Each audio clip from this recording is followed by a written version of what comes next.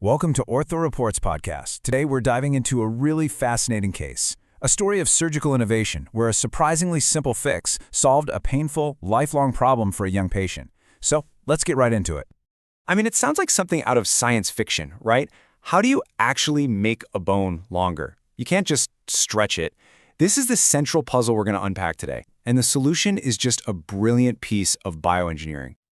Okay, so at the heart of this case is a 21-year-old woman, and for her, this wasn't some abstract problem. Since she was a kid, she'd been living with a deformity in both feet. We're talking constant pain, real difficulty just finding shoes that fit, and in her own words, she found it aesthetically unpleasing. This wasn't a small thing, it was impacting her life every single day. All right, so before we can really appreciate the surgical fix, we've got to get a handle on the problem itself. What exactly was going on with her feet? The diagnosis here is something called brachymetatarsia, and what that means is that one of the long bones in the foot, a metatarsal, basically just stops growing too early. So what happens? Well, the toe attached to that bone ends up looking short, kind of pulled back, and a lot of times it even rides up over the neighboring toes. And here's a really interesting fact about this. It is way more common in women. We're talking a ratio of about 25-1 compared to men. For a condition that's already pretty rare, that's a huge difference, really dramatic. And for this specific patient, the day-to-day impact was huge. She'd done all the usual stuff, tried the conservative treatments, the special insoles, PT, but nothing was touching the pain.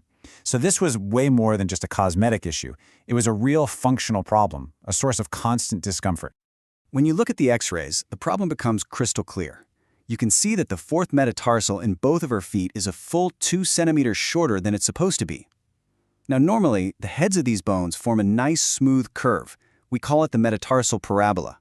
But here you can see that parabola is it's broken. It's completely disrupted. Okay, so the diagnosis is clear. The question now is, how on earth do you fix it? This brings us to the real surgical challenge here. The go-to procedure for this is something called distraction osteogenesis, and it is a truly incredible process. What surgeons do is they surgically cut the bone, that's the osteotomy part. Then they attach an external device, a fixator, to both ends. And then, super slowly, they start pulling the two pieces of bone apart. We're talking about 0.5 millimeter a day. It's amazing. The body's natural healing response just kicks in and starts filling that growing gap with brand new bone. Sounds like a perfect solution, doesn't it? But there's a catch. And this is the critical question the surgeons had to wrestle with. As you're pulling that metatarsal apart and making it longer, what's happening to the little joint at the end of it? The toe joint. And that brings us to the single biggest risk of this whole procedure, subluxation. Basically, a partial dislocation. Think about it. All the ligaments and tendons around that joint are being stretched taut. As the bone lengthens, it can literally pull the toe right out of its socket. And now you've traded one problem for another. You've got potential stiffness, misalignment, a real mess. Okay, but this is where the genius of this particular case really shines through. The surgical team came up with this incredibly simple, elegant modification to stop that exact complication from happening. So the surgery starts off pretty standard. First, they do the osteotomy. That's the surgical cut through the short metatarsal. Then they attach the external fixator, that metal rail you see, to both segments of the bone using pins. And right here, this is the game changer, the key innovation. Before they even start the lengthening process, the surgeons slide a thin, smooth wire, it's called a K-wire, right through the tip of the toe, across that vulnerable joint, and into the metatarsal. What does this do? Well, this simple wire acts like an internal splint. It just holds that joint perfectly stable during the entire stretching process. When you compare the two approaches, the difference is just night and day. With the standard technique, you're always worried about that joint dislocating. It's a constant risk. But with this modified technique, that little K-wire gives you stability from day one. It holds the alignment, it prevents the complications, it basically stops the problem before it can even start. It's such a simple idea, but absolutely brilliant. So, with that joint now nice and stable, the patient was all set for her recovery. Let's walk through what that journey looked like over the next 80 days or so. Okay, so they let the surgical site heal for about 10 days, and then the distraction, the lengthening, began. Over the next 40 days, they gradually created that 2 centimeter gap, and her body just filled it right in with new bone. It's incredible.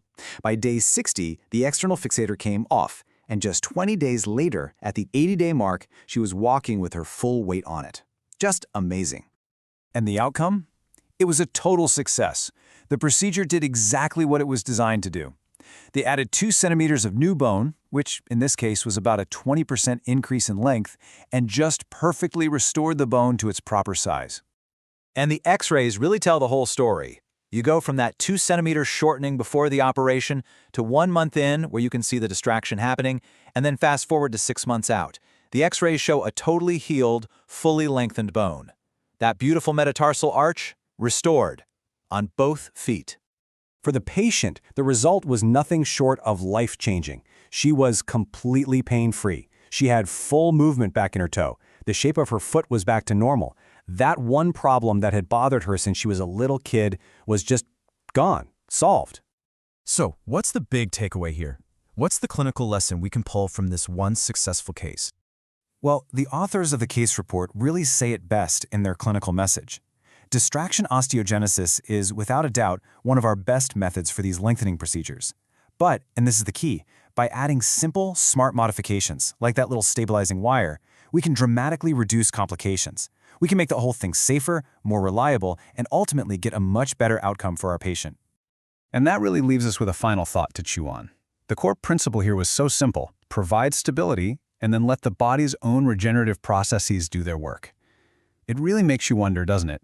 Where else in orthopedics, or even in medicine as a whole, could a simple act of creating targeted stability unlock the body's incredible innate potential to heal and rebuild?